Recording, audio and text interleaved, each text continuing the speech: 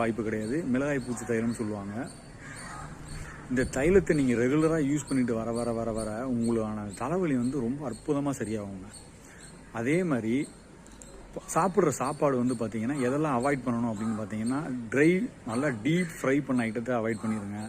அதுக்கப்புறம் வந்து உங்களுக்கு சரியாக செமிக்கலை அப்படின்னா கூட இந்த மைக்ரைன் வர்றது கூட வாய்ப்புகள் நிறையா இருக்குது.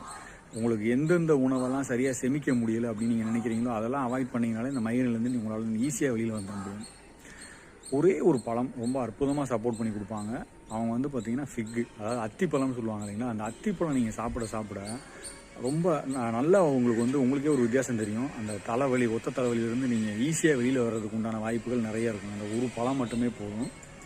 தூக்கத்தை கரெக்டாக ஃபாலோ பண்ணிக்கோங்க. அதேமாதிரி மைக்ரைன் இருக்கிறவங்க காலையில் உணவை வந்து தவிர்க்காதீங்க. காலை உணவு ரொம்ப ரொம்ப முக்கியம். காலை உணவு வந்து பார்த்திங்கன்னா நமக்கு மூளைக்கு தேவையான சாப்பாடுன்னே சொல்லுவாங்க. அதாவது பிரெயின் ஃபுட்டுன்னு தான் சொல்லுவாங்க. அதனால்